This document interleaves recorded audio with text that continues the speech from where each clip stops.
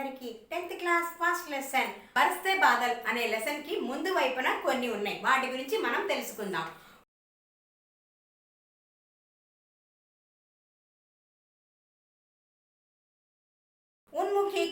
ఉన్ముఖీకరణ అనేది ఉంది. ఆ ఉన్ముఖీకరణలో ఏం రాశారో తెలుసుకుందాం. క్యా గాతీ హో కిసే బులాతీ. క్యా గాతీ హో, గానా అంటే పాడడం. ఏమి పాడుతున్నావు? కిసి బులాతి, ఎవరిని పిలుస్తున్నావు? బతలాదో కోయల్ రాణి, కోయల్ రాణి చెప్పు కోయల్ రాణి అని అడుగుతున్నారనమాట. ప్యాసి ధరతి దేఖ్ మాంగుతి, బాగా దాహంగా ఉన్న, ప్యాసి అంటే ఆ దాహం అనమాట, దాహం అవ్వడం అనమాట, దప్పికవ్వడం. ప్యాసి ధరతి, తడిగా బాగా దాహంగా ఉన్న భూమిని చూసి అడుగుతున్నావా? హో క్యా మేఘం సే పాని, మేఘాలను నీళ్లు ఇవ్వమని అడుగుతున్నావా, బాగా దప్పికగా ఉందని అని భూమిని అంటున్నాడు అనమాట. ఇక్కడ కొన్ని క్వశ్చన్స్ కూడా ఇచ్చాడు. ఆ క్వశ్చన్స్ ఏంటో మనం చూద్దాం. మీఠా గీత్ కౌన్ గాతీ హై, ఇందులో ఎవరు పాడుతున్నారు చెప్పగలరా మీరు? కోయల్ రాణి, కోయల్ రాణి ఆన్సర్. మీఠా గీత్ కౌన్ గాతీ హై, కోయల్ రాణి. ప్యాసి ధరతి పానీ కిస్సే మాంగ్తీ హై, దప్పిగా దాహం వేస్తుంది అనేసి భూమి ఎవరిని అడిగింది? మేఘాన్ని అడిగింది.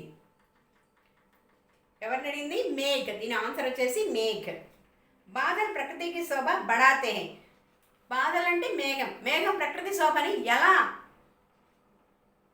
పెంచుతుంది?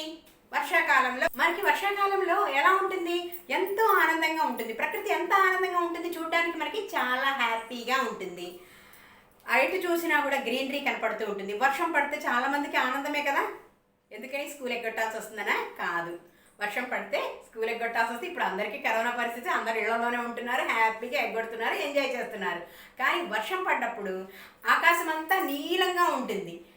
మనకి ఎంత హాయిగా ఉంటుంది, ఆకాశం అంతా నీలంగా ఉండి వర్షం పడుతున్న, అబ్బా వర్షం పడుతుందని ఎంత హ్యాపీగా ఫీల్ అవుతాం, అంత హ్యాపీగా ఉంటుంది. చెట్లన్నీ మొలుస్తూ ఉంటాయి, చెట్లన్నీ పచ్చపచ్చగా అప్పుడే చిగురిస్తూ ఉంటాయి. ఇంకా వాటర్ అంతా మనకి ఎండాకాలంలో వాటర్ అనేది ఉండదు. అప్పుడు వర్షం పడేసరికి ఏమవుతుంది? చెరువులు అన్నీ కూడా వాటర్తో బాగా ఫుల్ అవుతాయి. వాటర్కి మనకి ప్రాబ్లం ఉండదు. ప్రకృతి ఎంతో ఆనందంగా ఉంటుంది. అప్పటిదాకా ఎండాకాలంలో మనం ఎండకి విసిగిపోయి ఉంటాం. వర్షం పడగానే ఏమవుతుంది? మనకి చాలా హ్యాపీనెస్ అనేది అనిపిస్తుంది. ఎగ్జామ్లో ఎలా రాయాలంటే, బాదల్ ప్రకృతికి శోభ కైసే బడాతే హై కైసే, ఎలాగైనా అడగచ్చు. మేఘాలు ప్రకృతి శోభను ఎలా పెంచుతాయి? దానికి ఆన్సర్ మీకు మేడమ్స్ ఇచ్చే ఉంటారనుకుంటాను. ఒకవేళ ఇవ్వకపోతే రాసుకునేట్లయితే రాసుకోండి, నేను చెప్తాను. नील गगन में काले काले बादल छाए रहते हैं, ठंडी हवा लगते ही ये बरस कर हमें पानी देते हैं, पृथ्वी पर प्यास सारी प्रकृति की जीवन दान मिलता है, सब जगह हरियाली छाई रहती है, पानी के स्रोत भरकर सुंदर लगाते हैं, सारा वातावरण सुखदायी और शोभायमान लगता है, हम तरह बादल प्रकृति की शोभा बढ़ता है. इस तरह, हम तरह कादू, इस तरह बादल प्रकृति की शोभा बढ़ाता है. ఇక్కడ उद्देश्य అని ఉంది. प्रकृति की प्रति काव्य रचनाओं के प्रोत्साहन के साथ साथ सौंदर्य बोध करना, मनोरंजन की भावना जगाना और प्रकृति संरक्षण के लिए प्रेरित करना इसका उद्देश्य है. అంటే ప్రకృతి గురించి రచనలు చేస్తూ రచనలు దాన్ని ప్రోత్సహించడము, సౌందర్యానుభూతి, సౌందర్యాన్ని, ప్రకృతి యొక్క అందాన్ని వర్ణించడము, మనోరంజన్కి భావన, ఎంతో ఆహ్లాదకరమైన భావాన్ని కలిగించడము ఈ పద్యం యొక్క, ఈ బరస్తే బాదల్ లెసన్ యొక్క ఎయిమ్ అన్నమాట, ఉద్దేశం. ఇక్కడ విధా విశేషణ అని ఉంది. బరస్తే బాదల్ అనేది కవితా పాఠం. ఇది ఎంత మొత్తం ఎట్లా ఉంది? కవితా పాఠం. నేను మీకు పాట రూపంలో చెప్పాను. ఎందుకు చెప్పాను? ఇది కవితా పాఠం. కవితలు అనేవి, పాటలు అనేవి పాట రూపంలోనే చెప్పాలి. కవితా పాఠం ఎప్పుడైనా సరే లెసన్ రూపంలో చదవకూడదు. లెసన్ చెప్పడం తెలిసిన వాళ్ళు ఎవరైనా సరే పాట రూపంలోనే చెప్తారు. బరస్తే బాదల్ అనేది కవితా పాఠం. कविता भावनाओं के उदात्त बनाने के साथ साथ सौंदर्य को भी सजाती संवारती है. ఈ కవిత అనే భావనతో పాటు, దీనితో పాటు సౌందర్యానుభూతి కూడా మనకి బాగా ఉంటుందన్నమాట.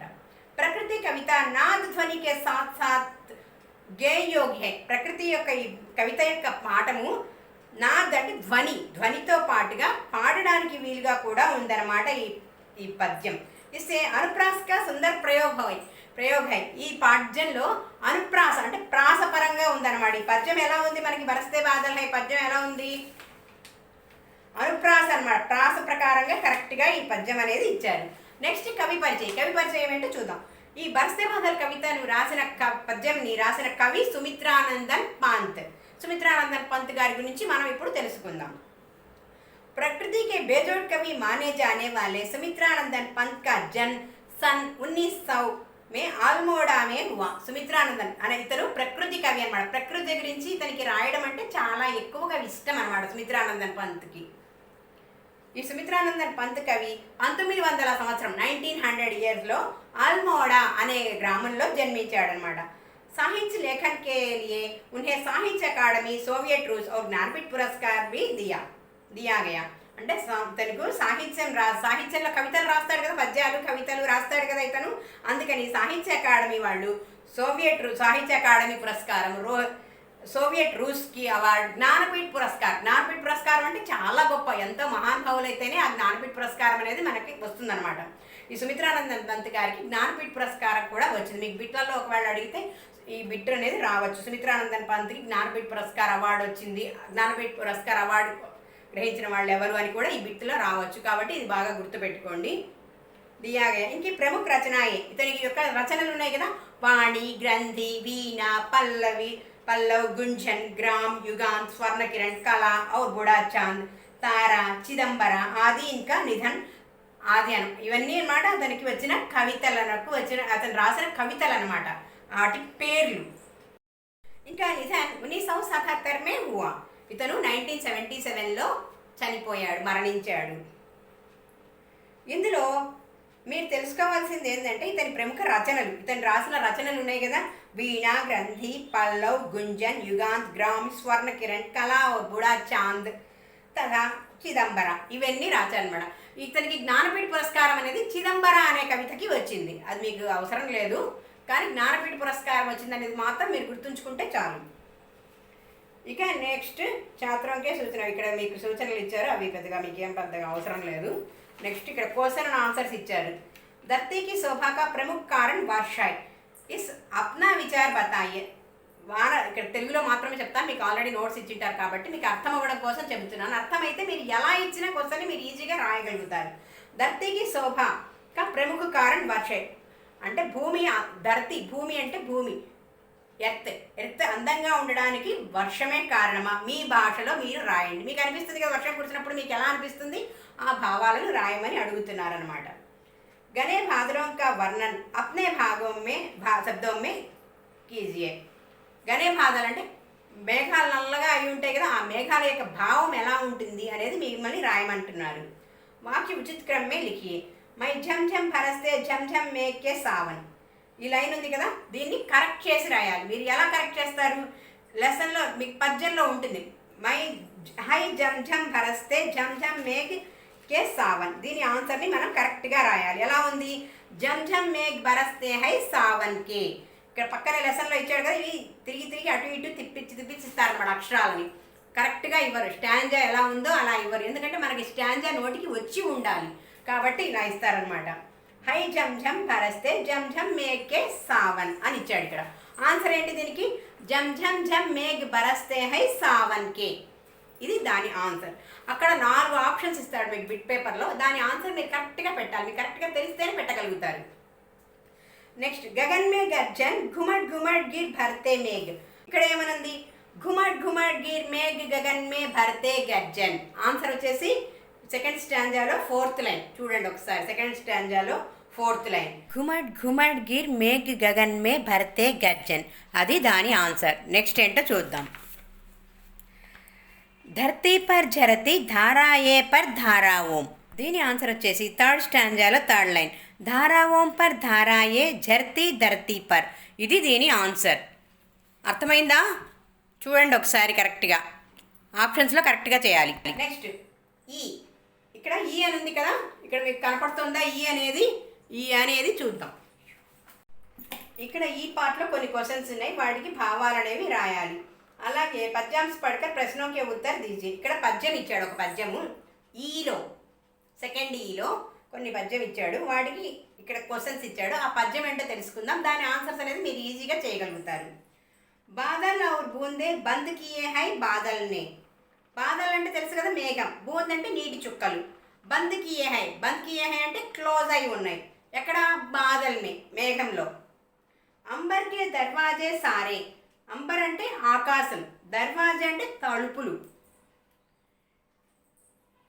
సారే అంటే మొత్తం, నహి అంటే లేదు అని అర్థం, నజర్ అంటే దృష్టి చూపు, ఆతా హై అంటే వస్తుంది, సూరజ్ నా కహి చాంద్ సితారే, సూరజ్ అంటే సూర్యుడు, చాంద్ సితారే అంటే చందమామ నక్షత్రాలు.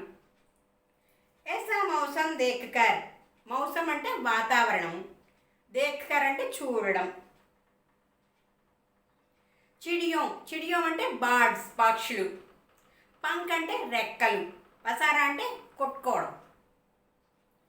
ప్రసన్న అంటే ఆనందం, ధరతి అంటే భూమి, వాసి అంటే ప్రజలు, నభ్ అంటే ఆకాశం, ఓర్ అంటే చూడడం, అటువైపు చూడటం.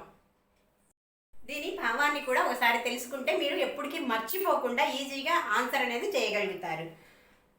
బాదల్ ఔర్ బూందే బంద్ కియే హై బాదల్ మే, ఆకాశంలో మేఘాలు నీటి చుక్కలని బంధించి ఉంచాయన్నమాట. ఆకాశం, నంబర్ అంటే ఆకాశం అనుకున్నాం కదా, ఆకాశం అనే దర్వాజా, ఆకాశం అనే తలుపులో మేఘాలు నీటి చుక్కలన్నీ బంధించి ఉన్నాయి. సూరజ్ కానీ చందమామ కానీ వాటి గురించి ఎప్పుడూ చెప్పలేదు. ఆ వాతావరణం చూడాలంటే చాలా అందంగా ఉంటుంది. పక్షులు కూడా వాటి రెక్కలు ఎగిరిస్తూ వాటి వైపు చూస్తూ ఉన్నాయన్నమాట ఆకాశాన్ని, ఎప్పుడెప్పుడు వర్షం పడుతుందా అని. ఇప్పుడు క్వశ్చన్స్ చూద్దాం. ఇస్నే అంబర్ కే దర్వాజే బంద్ కర్ దియే హై, ఆ ఆకాశ్, ఆ సూరజ్, ఈ చాంద్, ఈ బాదల్. ఆకాశంలో ఇస్మే అంబర్ కే దర్వాజే బంద్ కర్ దియే హై, ఎవరు బంధించారు? ఆకాశంలో నీటి చుక్కలన్నిటిని బంధించింది ఎవరు? మేఘ్, బాదల్. ఆన్సర్ వచ్చేసి బాదల్, ఈ సెకండ్ ఈ. పంక్ కిస్నే పసారే హై, పంక్ రెక్కలు ఇలా విసిరేది ఎవరు? చిడియా, మౌసం, ధరతి, సితారే. చెప్పగలరు కదా మీరు కూడా, చిడియా. ఆన్సర్ వచ్చేసి ఆ, ఫస్ట్ ఆ. పద్యాంశ్ మే ఆయా యుగ్మ శబ్ద క్యా హై, ఈ పద్యంలో యుగ్మ శబ్దం అంటే రెండు పదాలు కలిసి ఉంటే వాటిని రెండు ఒకే అర్థాలు వచ్చే విధంగా రెండు పదాలు కలిసి ఉంటే వాటిని యుగ్మ శబ్దాలు అంటారు. ఇందులో ఏ శబ్దం కలిసి ఉంది? బాదల్ అంబర్, సూరజ్ చాంద్, చాంద్ సితారే, ధర్తీ వాసి. వీటిలో ఏది కలిసి ఉంది మీరు చెప్పగలరా? చాంద్ సితారే. ఈ పద్యంలో ఉంది కదా చాంద్ సితారే, ఇదనమాట. దీంట్లో చాలా మిస్టేక్స్ చేస్తూ ఉంటారు, కొంచెం నెగ్లిజెన్స్గా. కొంచెం మనకి ఎగ్జామ్లో టైం అనేది సరిపోదు కాబట్టి ముందు నుంచే ఈ లెసన్లో ఈ క్వశ్చన్ భావాలు మనం అన్నీ ప్రిపేర్ అయ్యి ఉంటే ఎగ్జామ్లో ఈజీగా రాయగలుగుతారు. ధర్తీ కే లోగ్ కిస్ ఓర్ నిహార్ రహే హై, భూమి మీద ప్రజలందరూ దేని వైపు చూస్తున్నారు? చిడియా, నబ్, బాదల్, చాంద్. దేని వైపు చూస్తున్నారు? నబ్, నబ్ అంటే ఆకాశం, స్కై, స్కై వైపు చూస్తున్నారు. ఆన్సర్ వచ్చేసి సెకండ్ ఆ. ఇస్ కవిత కా విషయం క్యా హై, ఈ చిన్న కవిత లెసన్లో కాదు, ఈ వెనక ఉన్న కథలో విషయం ఏంటి? దేని గురించి ఇస్తున్నాడు? అంబర్, అంబర్ అంటే ఆస్మాన్, ఆకాశం, ఆకాశం గురించి ఇస్తున్నాడు. ఆన్సర్ వచ్చేసి ఇక్కడ 4 ఇచ్చాడు, ప్రకృతి, సూరజ్, తారే, అంబర్. ఆన్సర్ వచ్చేసి సెకండ్ ఈ, అంబర్.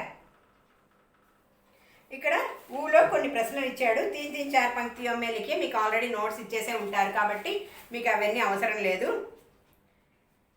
ఇక్కడ భాషాకి బాత్ అని ఉంది, దాని గురించి చూద్దాం.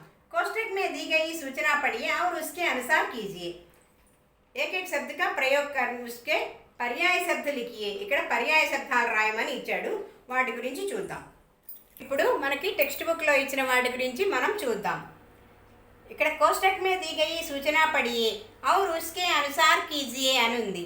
ఇక్కడ तरु, गगन, घन అని ఇచ్చాడు. इनके एक एक शब्द का वाक्य प्रयोग कीजिए और उसके पर्याय शब्द लिखिए. ఈ ఇక్కడ ఉన్న ఈ 3 పదాలకి వాక్యాలు రాయమన్నాడు, పర్యాయ శబ్దాలు కూడా రాయమన్నాడు. వాటి గురించి చూద్దాం. ఇక్కడ ఏం పదం ఇచ్చాడు? ఫస్ట్ తరు అని ఇచ్చాడు. తరు అంటే ట్రీ, పేడ్, వృక్ష, వృక్ష.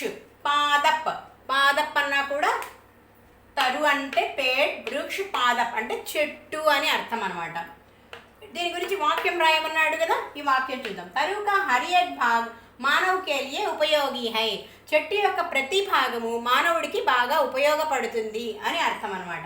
గగన్, నెక్స్ట్ వర్డ్ ఇచ్చాడు గగన్. గగన్ అంటే ఏంటి? ఆకాశం. ఆకాశం అంటే తెలుసు కదా మీ అందరికీ, స్కై.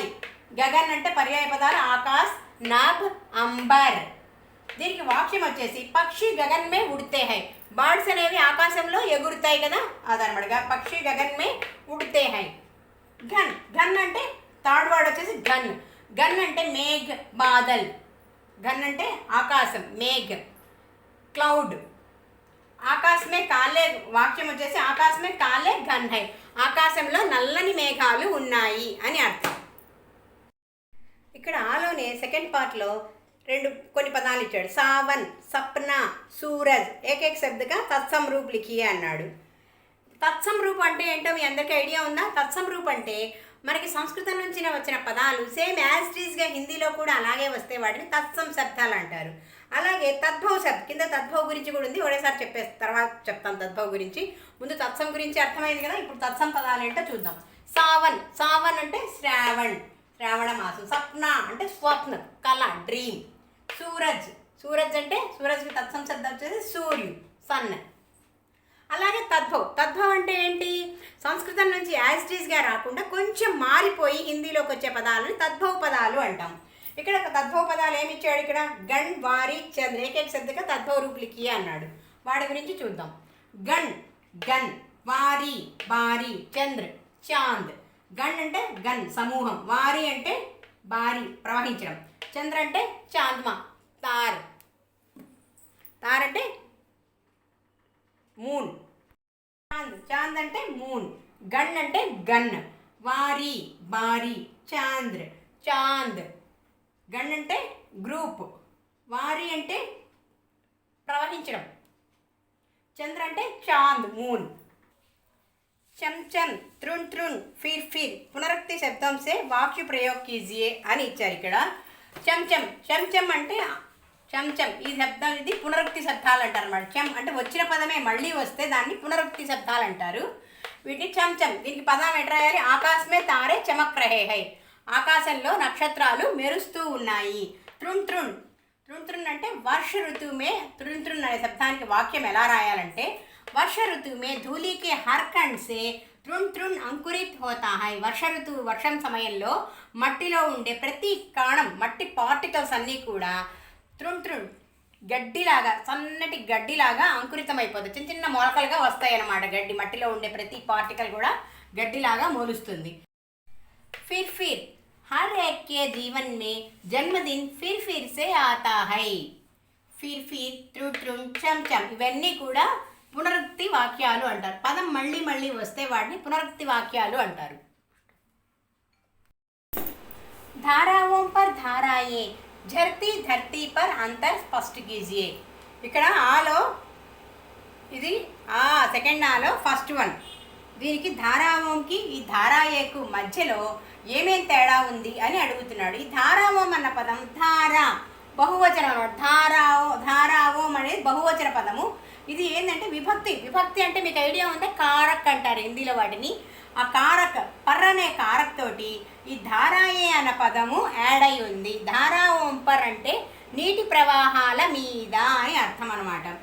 ధారాయే, ధారాయే అన్న పదంలో విభక్తి లేదు. ఇది ధారాయే అనేది కూడా బహువచన రూపమే, కానీ ఇందులో విభక్తి అనేది లేదు, కారక్ అనేది లేదు. పర్ అనే కారక్ ఇందులో లేదు కాబట్టి ఇది ధారాయే.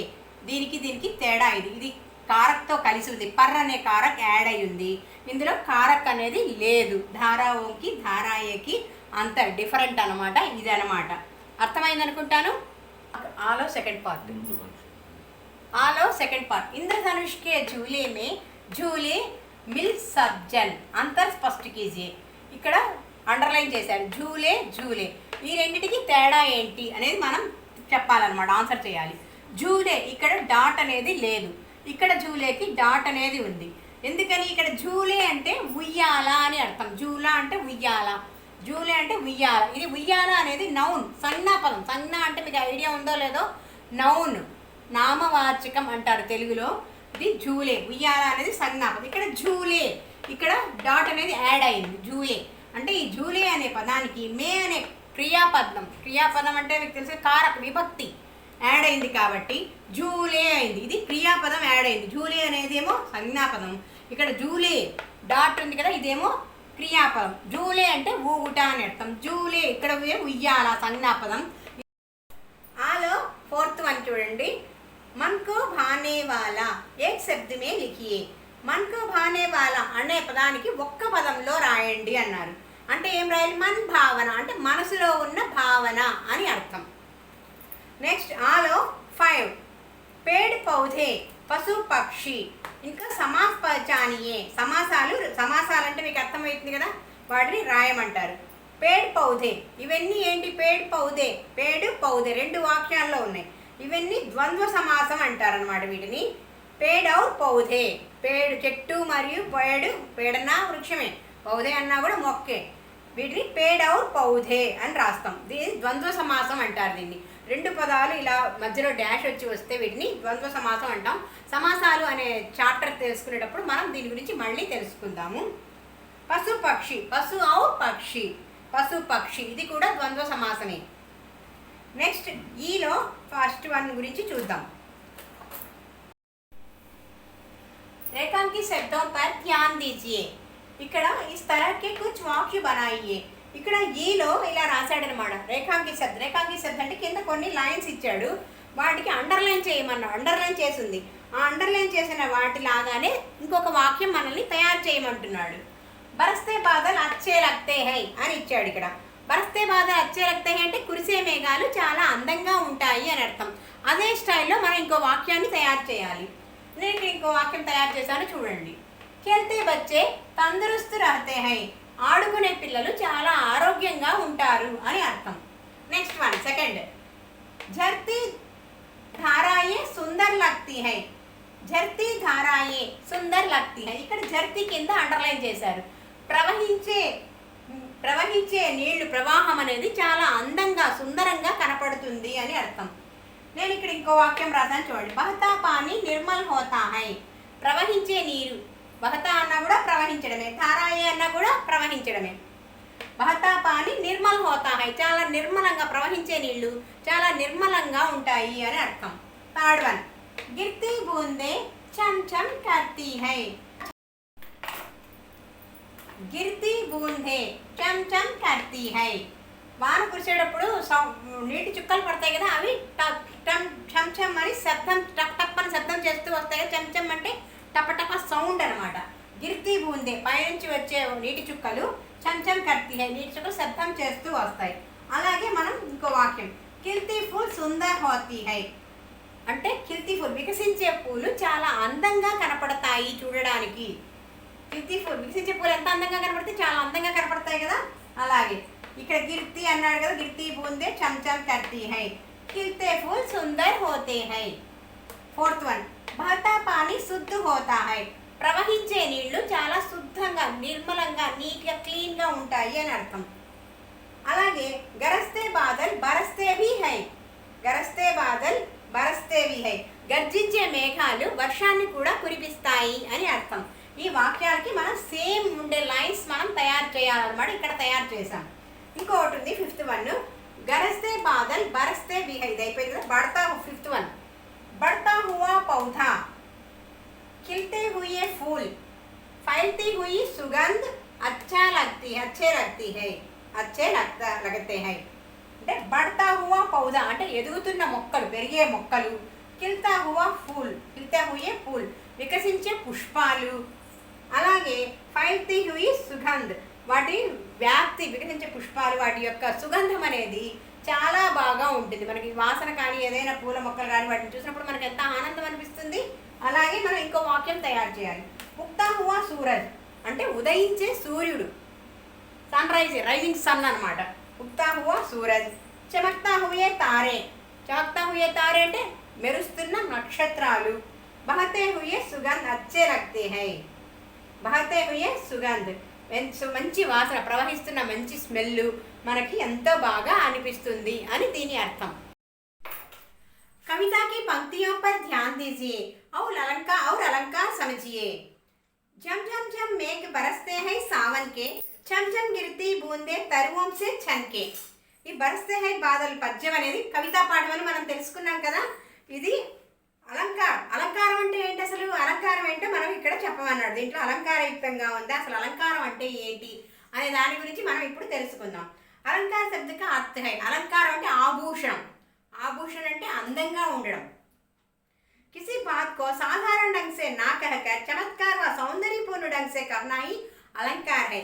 ఏదైనా ఒక పదాన్ని కానీ దేన్నైనా సరే మామూలు భాషలో కాకుండా కొంచెం అందంగా సౌందర్యం ఉట్టిపడే విధంగా చమత్కార రూపంలో చెప్పడమే अलंकारम. इस कविता में अनुप्रास अलंकार का प्रयोग हुआ है. ఈ కవితలో ఈ బరస్తే బాధలు అనే పద్యంలో అనుప్రాస అలంకారాన్ని ఎక్కువగా ప్రయోగించారు. जब वाक्यों में कोई अक्षर या शब्द बार बार प्रयोग होता है. ఇందులో ఈ పద్యంలో కొన్ని అక్షరాలు అనేవి బార్ బార్ అంటే రిపీట్ అయినాయి అన్నమాట, మళ్ళీ మళ్ళీ రిపీట్ అయినాయి అన్నమాట కొన్ని పదాలు. तो वह वाक्य का ध्वन्यात्मक सौंदर्य बढ़ जाता है. ఈ వాక్యంలో బార్ బార్ రిపీట్ అయినందువల్ల ఈ వాక్యాలు అనేవి రిపీట్ అయినందువల్ల ధ్వన్యాత్మక అంటే ఆ పదాల యొక్క సౌందర్యం అనేది రెట్టింపు అవుతుంది అనమాట. బడ్ జాతా హై అంటే పెరుగుతుంది, సౌందర్యం అనేది పెరుగుతుంది.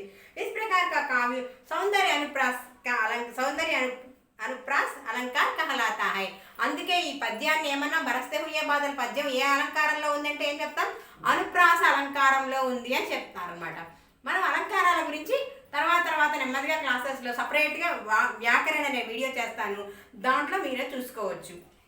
ఈ బరస్తే బాధల లెసన్ ఎలా ఉంది, మీకు బాగా నచ్చిందా? నచ్చిందంటే మన ఎడ్యు ఎక్స్ప్రెస్ ఛానల్ని సబ్స్క్రైబ్ చేయకపోతే సబ్స్క్రైబ్ చేయండి. పక్కనే ఉన్న బెల్ ఐకాన్ని యాక్టివేట్ చేసుకోండి. బెల్ ఐకాన్ని యాక్టివేట్ చేసినందువల్ల మన లేటెస్ట్ వీడియోస్ మీకు ముందుగానే అందుతాయి. Thank you, bye.